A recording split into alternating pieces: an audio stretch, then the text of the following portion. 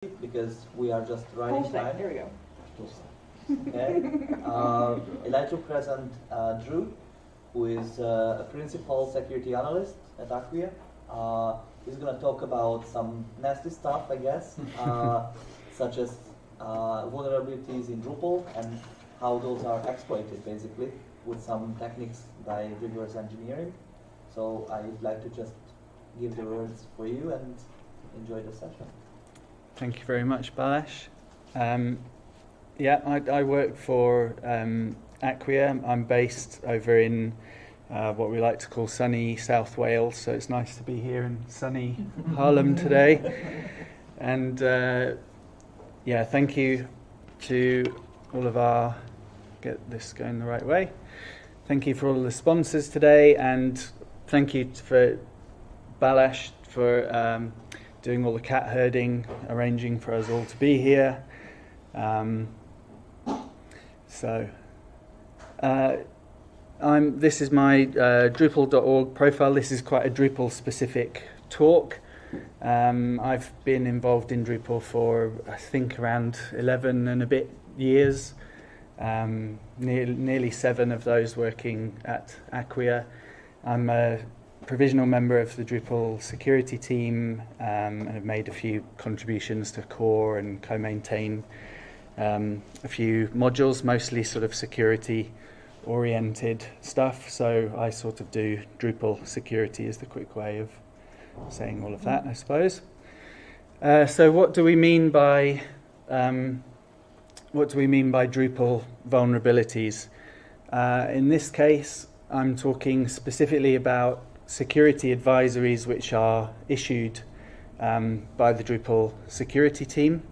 So there's this funny thing where, perhaps to some outsiders or some prospects that Drupal shops might speak to, they could sort of say, well, I hear Drupal's got all of these vulnerabilities. And obviously what you have to persuade them of is that it's a good thing that there are researchers finding problems in the open source code, and I think Drupal has one of the best kind of systems with the Drupal security team for doing responsible disclosure, fixing the bugs, and having a very well organized process for the way that these are published and enables us to keep everyone's Drupal sites secure. So when I say Drupal vulnerabilities, I'm talking about these security advisories.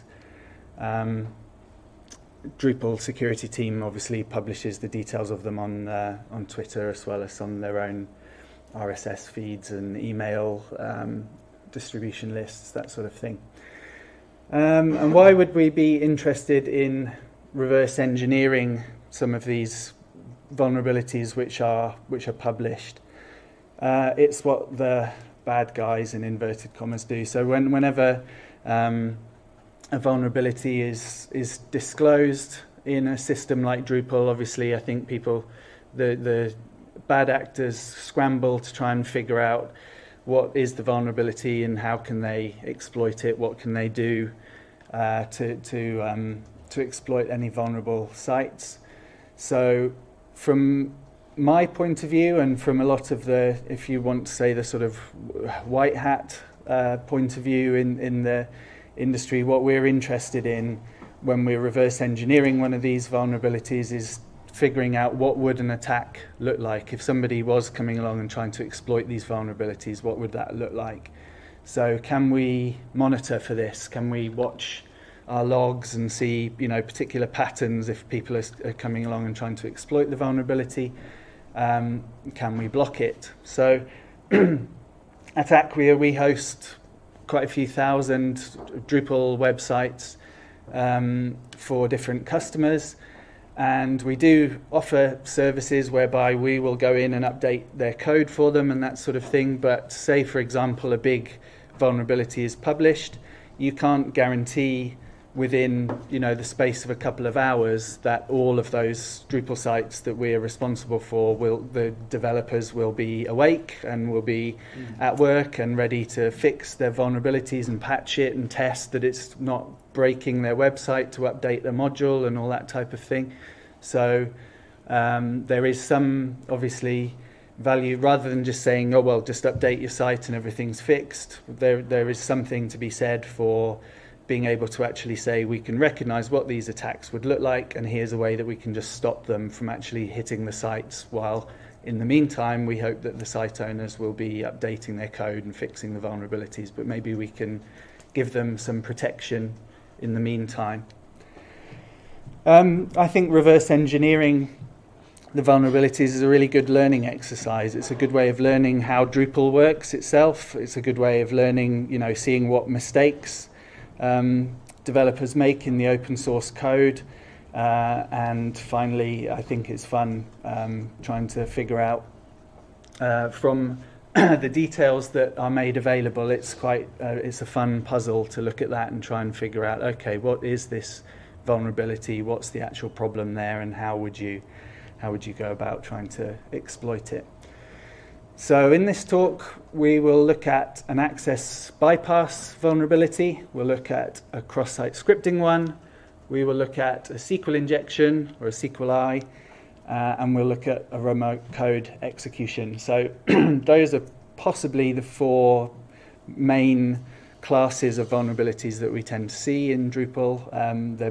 Maybe there are others, but the majority of ones that get found, majority of the Drupal advisories probably fall into those four categories. So we'll try and look at each one. Process as we go through, we'll read the security advisory. The Drupal security team works quite hard, I think, to write good advisories. They give a good amount of detail.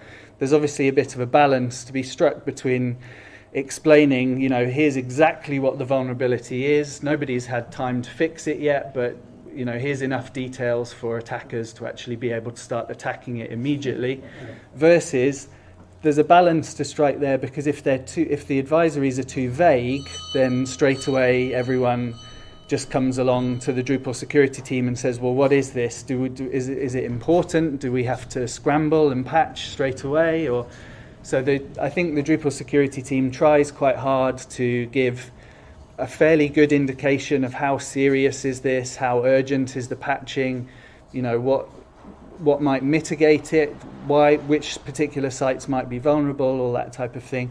Enough information to give you quite a lot of the context about what the vulnerability is without disclosing too much information necessarily. So yeah, we'll look at the research and establish the context. If this is in a contrib module, what does that module supposed to do? What would we usually expect it to look like when it's working properly, so we can understand, what's the actual the vulnerability in its context. Looking at the diff, we will look at quite a lot of code in this talk. I hope that's okay with everyone. But if we look at the actual what has the new security release changed in the code, and that's probably, other than reading the security advisory, actually looking at the change in the code is the main thing that you can look at and say, right, so if they've done this, then that must mean the problem was X, Y, Z. How would an attacker exploit this? So I think I said in the sort of overview for the talk, in order to successfully reverse engineer these, you pretty much need to put yourself in the place of the attacker. Think like the attacker. How does this present a vulnerability for the website that an attacker can get in and exploit it? And in each case, we'll try and work on a very basic proof of concept, which is the term usually used in the industry for a little sample piece of code or something like that, which shows here's an actual maybe a script or just sending a request to the website, often in Drupal's case, that actually proves that the vulnerability is there and it's exploitable. So the first one that we'll look at, this is an access bypass vulnerability. It's quite a recent one. In general, I'm trying here to look at some fairly old Drupal advisories, so that it's unlikely that there are any websites out there that still have these vulnerabilities. In this case, this was relatively recent. It was from February this year, but this isn't. I would say this is not a particularly serious vulnerability in most cases, so I'm feeling reasonably relaxed about looking at the details of it. So the rabbit hole module is there's something quite typical with Drupal sites where nodes or entities in the system you might be set up in such a way that you'll use them, for example, as an image gallery. But the intention is never that you can actually go to a URL, say node/1234, and actually see that node by itself. So it doesn't make any sense in out of that context of being part of an image gallery or something like that. So the idea of the rabbit hole module is that you can you can set it up to say, if we get a direct request for this node, which is, you know, an image in a gallery, redirect it somewhere else, or return a 403 to just say, you know, you're not allowed to access this. That's the idea of the rabbit hole module. And the vulnerability here was an access bypass. So there was a problem found in the code which meant it wouldn't do this job properly of kind of denying access to a direct request for the node itself. So I mean, it's probably not that serious if, for example, you're looking at images which are in a gallery. People can come along and view the image in a gallery anyway. We're just trying to kind of stop them seeing the internals of the system, if you like. So this is very, very small and difficult to read on this screen, isn't it? But that's explaining, I think, the context of what the module does that I've just gone through, talking about you know, hiding these internal pages. So here's an example of a node which has, you know, a picture sat in there. We've got a picture and a title, but generally the idea is that we're not really supposed to see this page in isolation by itself. This is the rabbit hole admin settings here, and it's a little bit difficult to read, but here we can say, right, if someone directly accesses this page, return an access denied, so give them a 403. And once that's switched on, I go and try and visit the same page, and there you go. Access to that is denied. So I said in the process, when we're reverse engineering these, usually you can, there's a couple of different ways you can go and actually find what changed in the code. And usually through the user interface, through the UI and on Drupal.org, you can go and find the module's project page. If we pop back here, so I think I tried to highlight down here, you've got some links here that viewing the commits or browsing the code repository. So usually you can use those to go and have a look at the actual code. So in this case, you can see, you know, that there's a commit here which is called out, and from looking at the advisory, we can see that's the commit that we're actually interested in. So hopefully this is big enough for you all to be able to see. I'm sure most of you are familiar with the way that a diff would look. You know, in green here with the pluses, that's the new code, and in red with the minuses, that's the stuff that's been taken away. So if you can see it well enough, can anyone spot what it looks like might have presented an access bypass vulnerability in this module?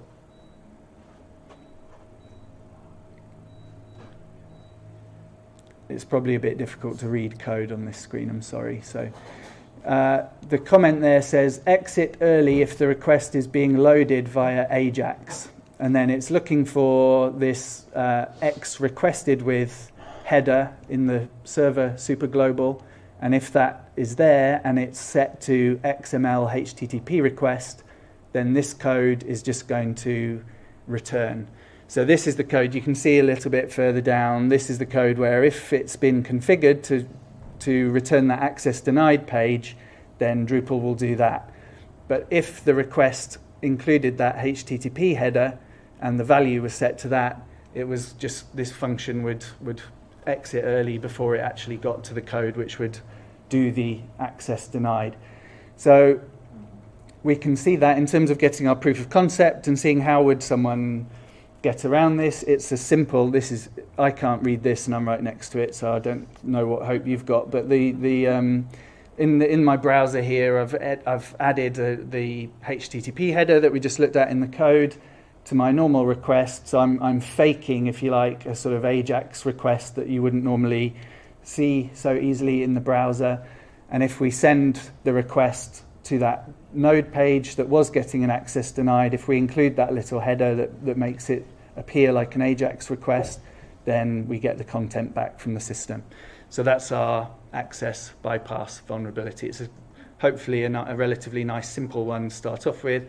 Not too dangerous, as I said, because of the context around it, but this is kind of the idea of how we would look at what did they change in the module and understand, okay, and here's, if we wanted to actually exploit this vulnerability, here's how we would do it. Let me ask something before, sure. Before you go to the next Yeah, one. sure. Most of the times when people try to make differences between access bypass and information disclosure vulnerabilities. Right. Because here basically you can fetch the information, so it can disclose the information. Could you say a few words about what is the major differences between those two types of vulnerabilities? Right, yeah.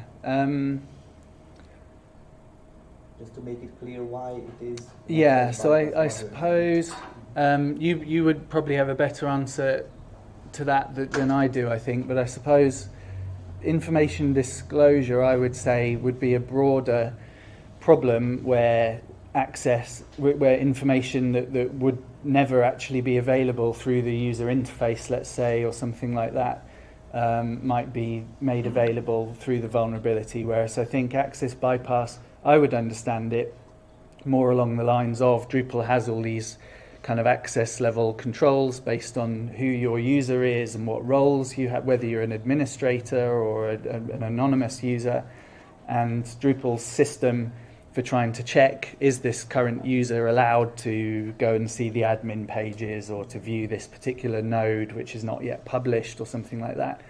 I would say an access bypass is where that checking system fails, whereas information disclosure might be a problem that's so bad someone's able to enumerate all the usernames on the system maybe, or something like that, where it's not something you'd expect any of the users to really be able to access. But I don't know, there might be better definitions than that, I'm not sure. It's a perfect one. Thanks. So our next one. This one is a cross-site scripting vulnerability in the search autocomplete module. Hopefully the purpose of the search autocomplete module is fairly self-explanatory. We have a little search box, you start typing and it starts giving you suggestions before you do the sort of 1990s, have to send the post off to the server to get the response back, all that sort of thing. And cross-site scripting, very simply, is the failure of the system to sanitize user-provided input, which could run code, run script in the user's browser. I'd mentioned that there's usually a couple of different ways of actually going and looking at the code and seeing what changed when a new security release has come out. In the previous example, we went through the Drupal user interface, which is now only recently enhanced with the integration with GitLab, which is very nice. So you can now go and look at the Drupal project code within the GitLab interface and use their tools, which is great. Another option, though, in the user interface on Drupal.org, it will show you exactly how to go and make your own copy of the code locally to do a git clone, and then you can do, obviously git log or whatever it is you want to do.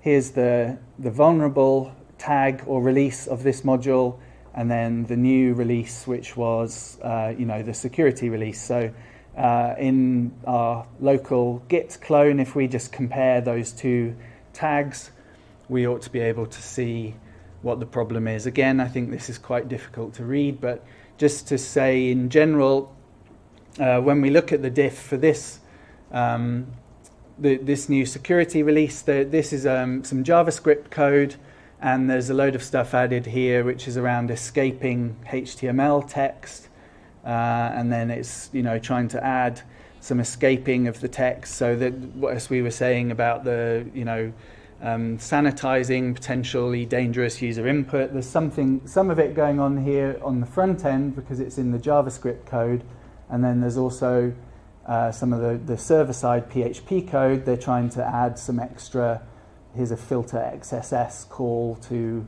sanitize some of the stuff on the server side. So it looks like this, in order to, the change between the vulnerable release and the fixed release has added some stuff on the front end and on the server side. So if we go and have a quick look at, have a poke around at this module, at the search autocomplete, the security advisory, which I should have looked at in more detail when we looked at it, included the fact that in order to exploit this, a user has to be able to create items which will appear in the search. So for example, if you are indexing comments on your site and you're allowing anonymous users to make comments on the site, then they can put some malicious code into a comment, and when that comment is rendered by the search autocomplete functionality, then your malicious code is rendered without the appropriate filtering. So to have a mess around with it, I have created a node, and I put the classic script tags with a little alert in the middle of it, saved that node, and indeed when we go to the search box, which has the autocomplete enabled, my search term is included in the body of the node, so up pops my title, but in this case I'm seeing the script tags there, but my browser didn't seem to actually run any JavaScript. So it looks like, okay, maybe we're nearly there. Maybe this is kind of how this exploit is going to look, but we're still not quite there yet. So why would that be? And again, sorry, this is difficult to see, but when we actually inspect what's going on in our browser, you can see, well, you can't really, but I have to tell you that there is script tags have come out here completely unescaped. Where in one of the two bits, this is the JSON blob coming back to the search autocomplete code. There's two copies of my script title for my node. In one of them, all of the script tags are escaped, and that's never going to be run by my browser because the angle brackets have been turned into the HTML entities and everything.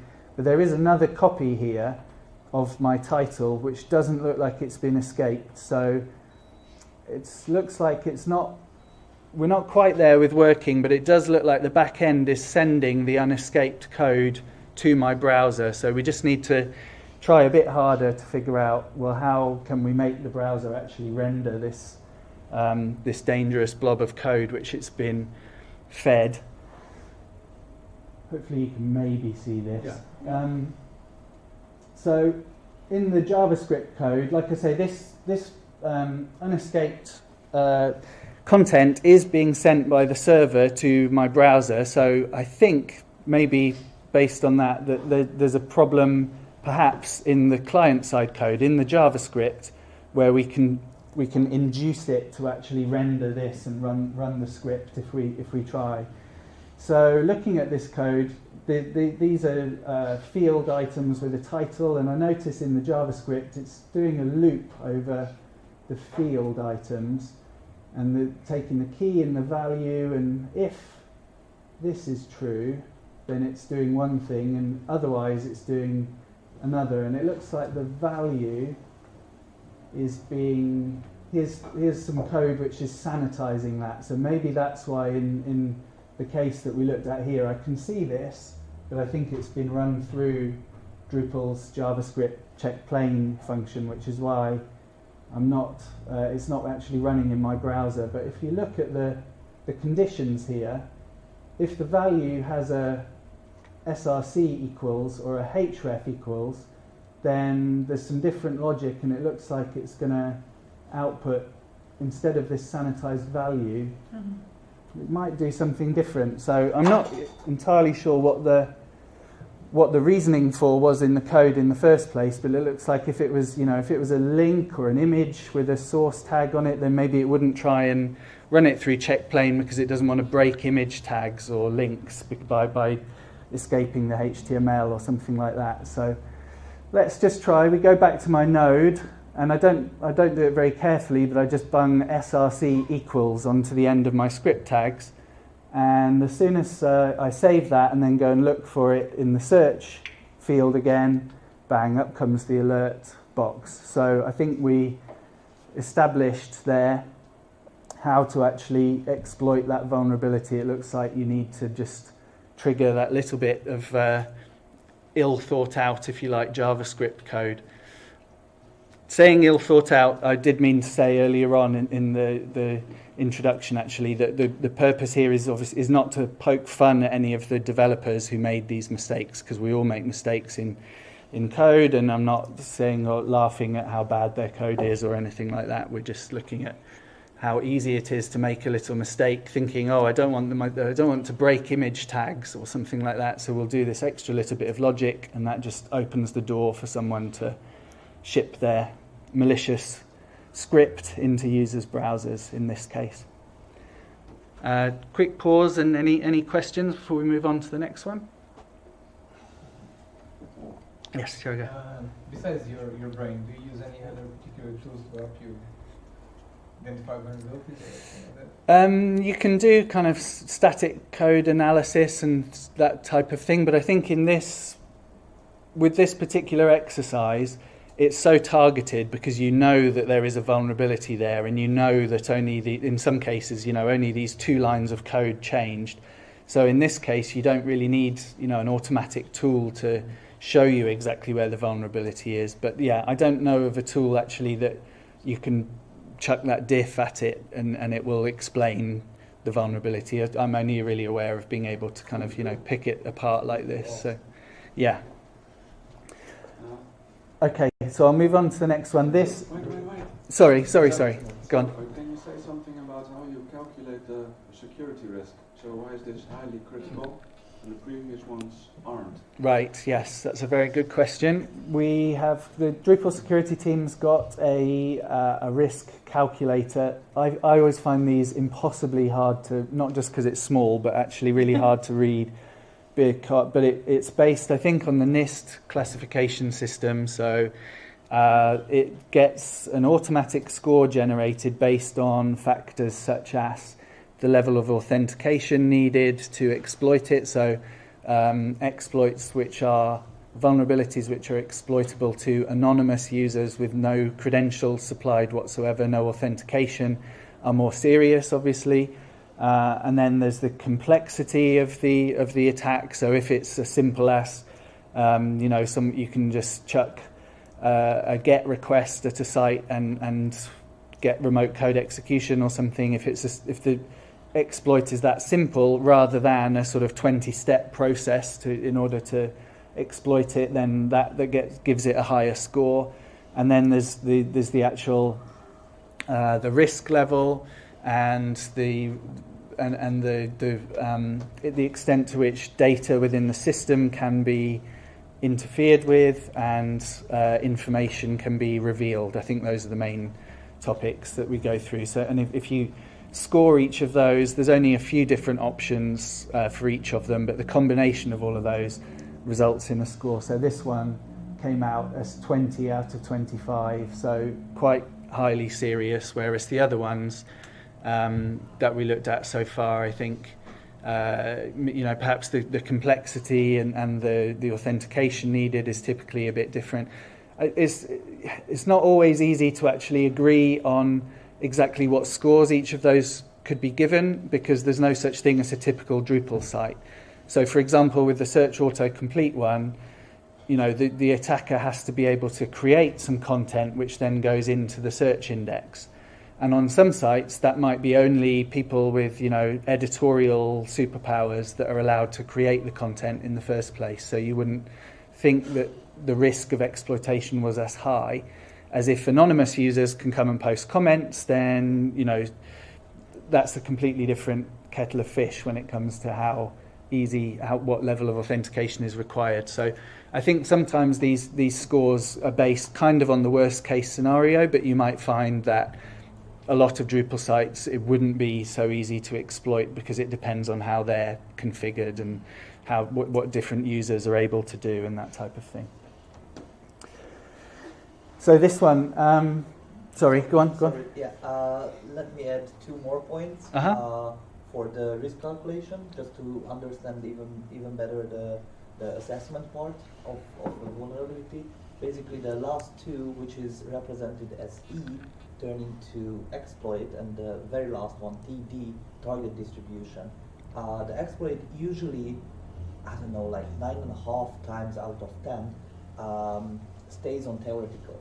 So it means there is no proof of concept, there is no mass exploit in the wild that might target directly the vulnerability that gets announced. That part, look at it very carefully, because when it gets on a Wednesday for us in Europe evening announced, that might be later changed when attackers develop an exploit.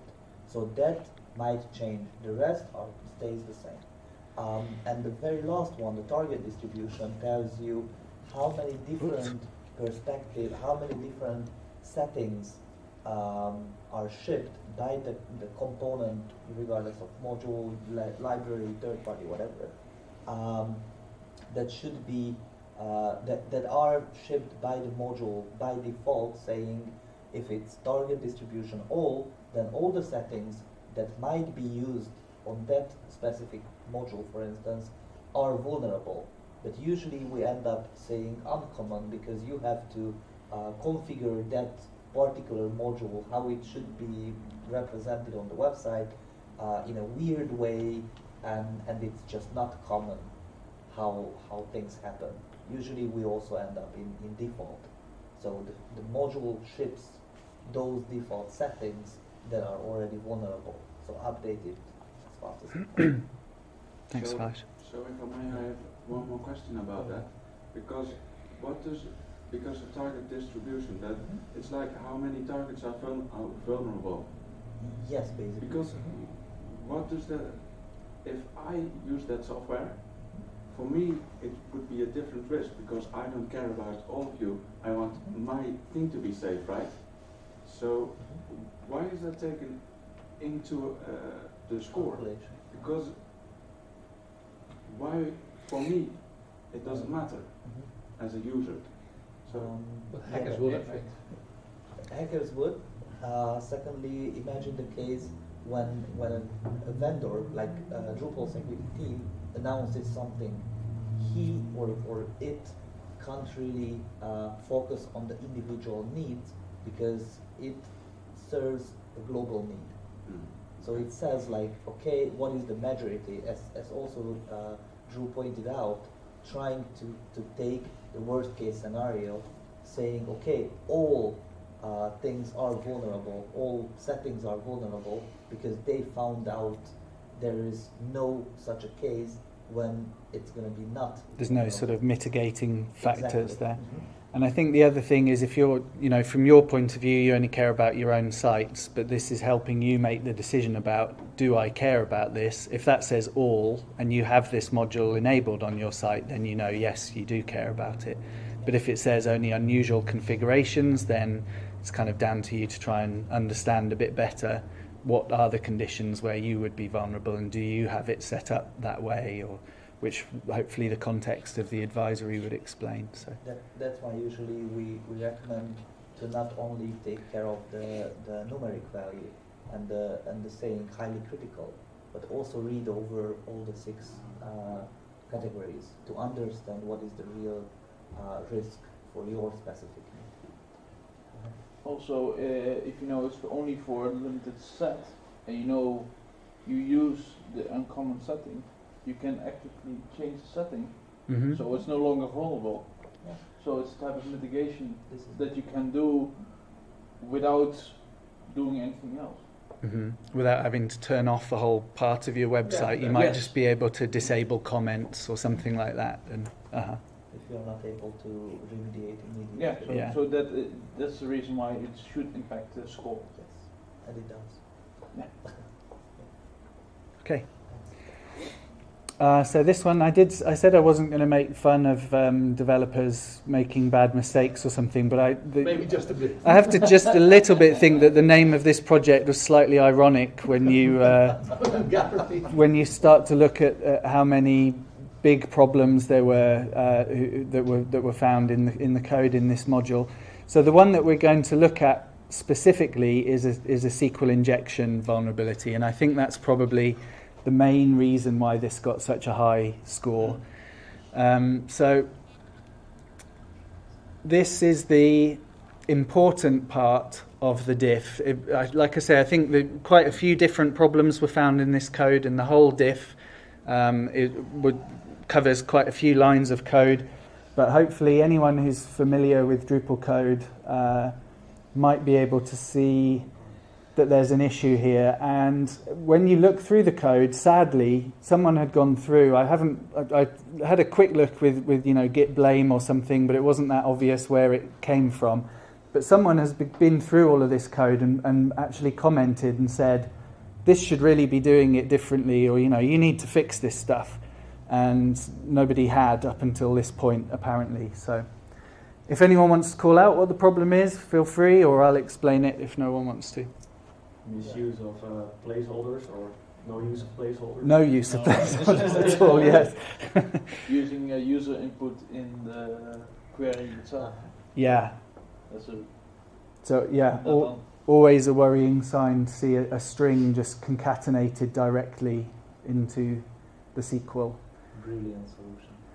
So we can see that this variable comes directly from it's an input parameter to this function. So brilliant gallery image properties get. So where does that value actually come from? This might be a bit difficult to see. Sorry, and I'm not going to go through it all in painful detail, hopefully, but there's, in different files spread throughout the module, there's a default set here.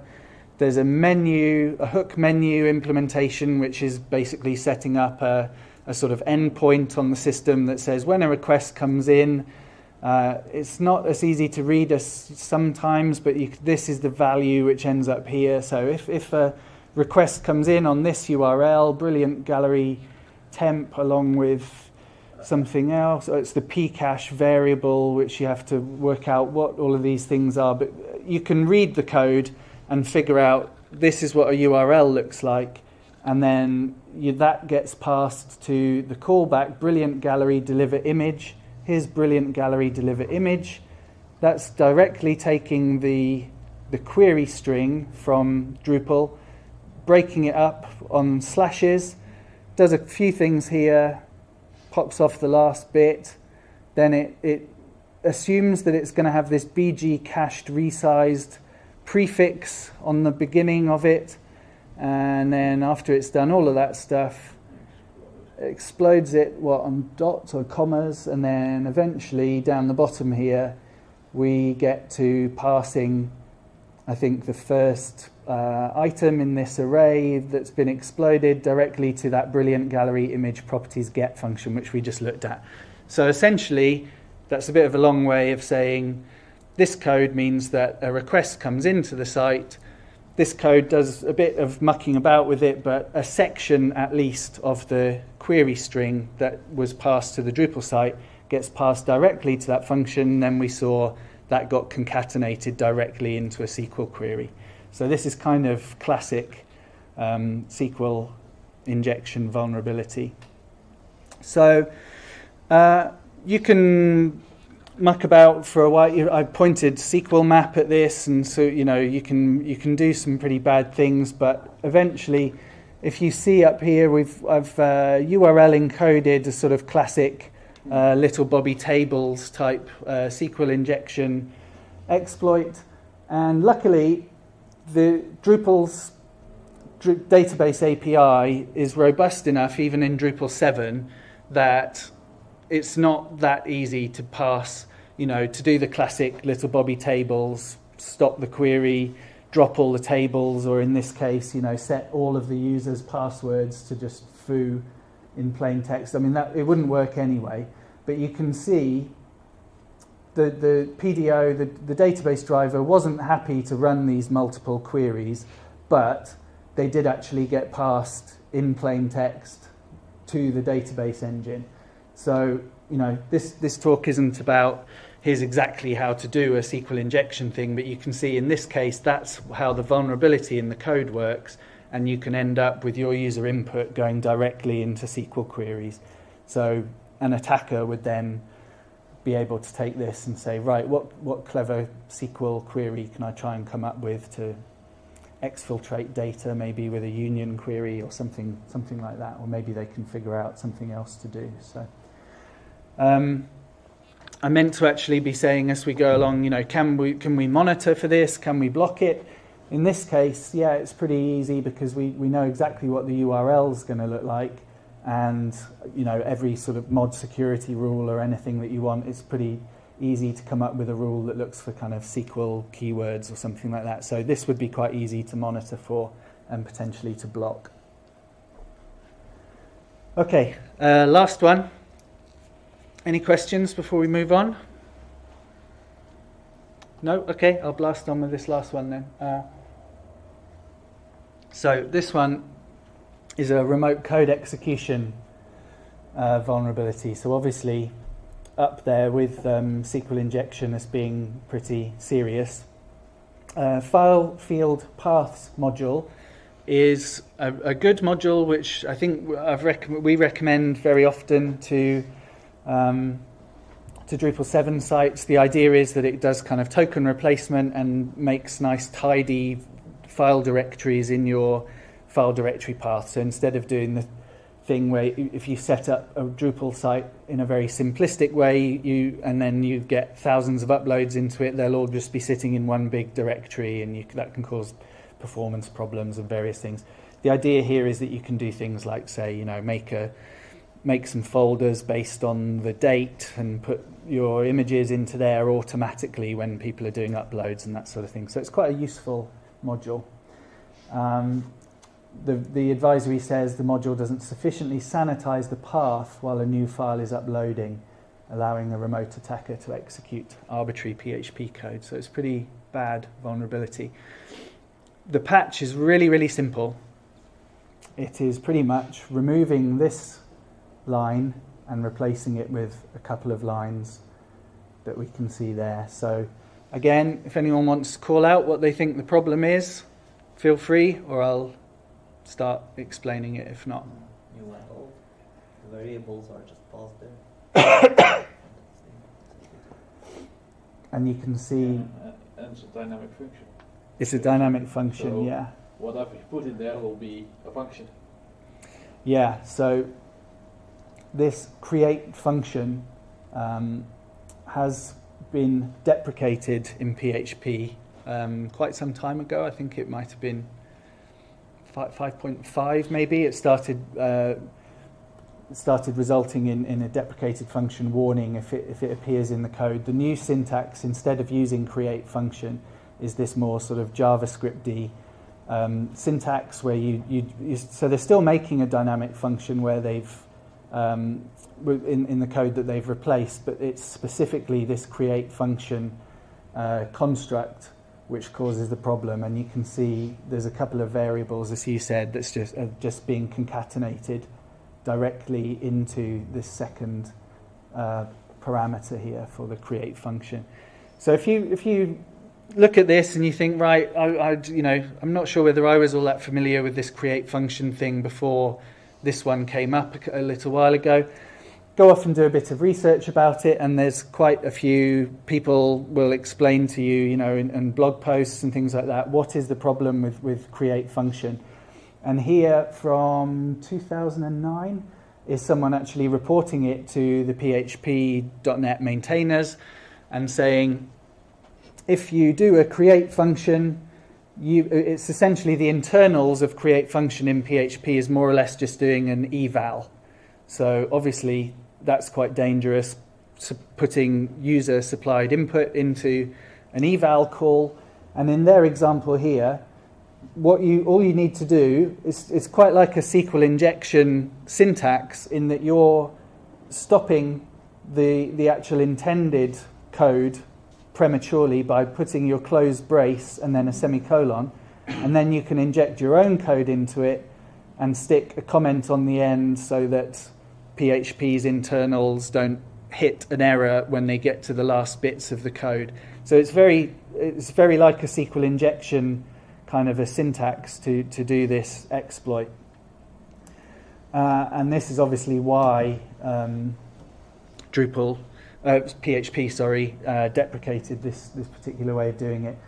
So if we looked at the vulnerable code, which is here, we've got new and old as the variables which are being passed into this create function call. My IDE here actually crossed create function out just to sort of say this is deprecated. You shouldn't have this function in your code.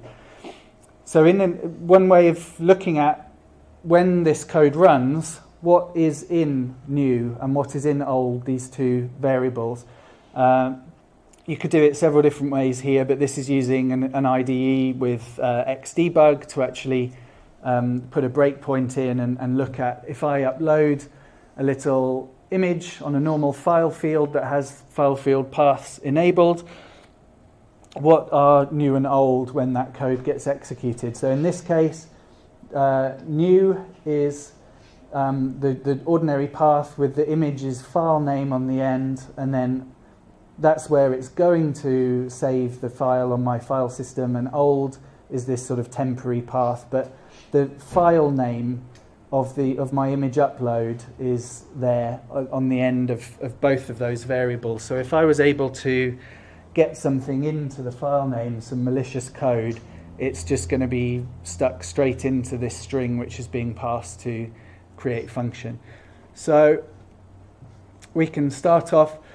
What you could do, one approach to trying to figure out how to exploit that would be to use something like burp and go and upload a file and use burp to intercept the request coming from your browser and fiddle around with the data that's actually being sent. So the file name of the file that you're uploading obviously is something that your browser is sending to the server, and you can use something like burp to intercept it, fiddle around with it, put your malicious code in, and try and get it to execute on the server. That's quite laborious, and going through the steps each time. Every time you think, oh, I want to move, try putting one different character in a different place. If you actually have to keep submitting it through the server and stopping, interrupting it with burp and fiddling around with it, it's quite laborious. So what I sometimes do in these circumstances is to write a quick little PHP test script, which it has the vulnerable code in there. We're able to, set up the variables that we want to fiddle around with, and we can just keep running our test script. And you can see here that this is it working successfully. The callback was assigned this dynamic lambda function, so that's with it working properly. So now we can try and fiddle around by putting some malicious code into those variables and see what we can get to happen. So first of all, I tried very similar thing to that PHP bug report. Close your curly braces and put a comment on the end, and let's see whether we can make that execute. And running my test script, the PHP error message here is really helpful. It just says, oh, I wasn't expecting that brace there. I was thinking maybe you would give me a bracket or a comma or something like that. So you know exactly, okay, so before that closing curly brace, I need to, in fact, I think it's this function call, the field paths replace path callback. There's an open bracket there, so okay, I need to close that bracket before I give it my curly brace. So this is really helpful feedback. So we close the bracket, finish off with the semicolon, close the brace, blah, blah, blah. And when I run that script, lovely, the PHP info actually runs, and then our lambda gets returned at the end. So this is successfully exploiting the vulnerability in that create function. So now the problem is, okay, we've established what value I could have for my file name to exploit this, but it's got slashes in it, so I can't actually make a file that has slashes in the file name, because when I try and touch that file on my Linux machine, it just says, well, it's not going to do it because it's thinking that I'm trying to traverse directories or something. You can't put slashes in file names. So, okay, how else can we do it then? Well, PHP still, for some weird reason, accepts a hash sign as a comment. So let's try that instead. And when I touch it, yeah, Linux is perfectly happy to have a file name with all of my stuff in there. Looks like it should be okay. So let's go and try and upload that file to my Drupal site. Foiled again. Drupal won't let me upload that file because the default configuration, just as we were talking about, is this exploitable in common configurations. The default out of the box in Drupal is for an image file, it will only allow, you know, pings and JPEGs and all that sort of stuff. So, okay, so it's not going to let me upload a file that's got that. So can anyone think of a really, really clever way that we can get around that? Add a .png at the end. Add a .png on the end, and it lets you upload it. So I've changed the function call in there. If we did PHP info, the server would go and do it, but it would be kind of, you know, off to dev null, and we would never know that it had actually happened. It would be kind of screaming into the void of space. So I change it to something that hopefully will leave a sign for us to be able to see that the code actually executed. So it allowed me to upload it. That I made a real image with that file name, and you can see that my Drupal, this is running PHP 7.2. Drupal very helpfully said, oh, you probably don't want to use that create function because it's dangerous. And it's right, because here in my error logs, PHP actually ran that error log function call. So if I was able to upload a file that had something nastier than just doing an error log in there, and I didn't even have to use burp to fiddle about with the inputs, so I was able to actually just, you know, make a plain simple test file in order to do it and to actually go off and do the exploit. So the good news is that create function is kind of disappearing from all of the Drupal code because newer versions of PHP are getting very complainy about seeing it in code, and for good reason, as we have just seen. So that's all of them. I hope that wasn't too heavy going. I'm very happy to answer any more questions at the end. Or did we already do all the questions as we went along? I can expand on when this was deprecated. Right. When it was noticed that it was dangerous. In 5.30, it was marked as dangerous code. Okay. And in 7.2, it's deprecated. Right. So, quite a big gap there. Yeah. And there's probably a reason for that, but it didn't specify. Actually, the anonymous functions got only introduced in 5.4. Yeah. So I think that might be the reason why it was still walking around for us and making our Until lives. there was a viable alternative. And of course, I mean, you can use it without it being dangerous. It's just that, you know, passing raw user input to it is not such a good idea. But No, that was basically the warning. So that this does an eval. The message you showed was more or less what was converted into the warning. So any sensible developer should know that no user input there. Yeah. But of course, the other side is that, you know, in some old code in open source projects, it still works. It just can be a bit dangerous. So, okay. If anyone wants to, Balash will tell you I don't really look at Twitter all that often. I might notice 6 months later if you send me a message on it, but I'll try and look at it quickly if anyone does want to give me a shout on Twitter. Thank you very much. Thank you.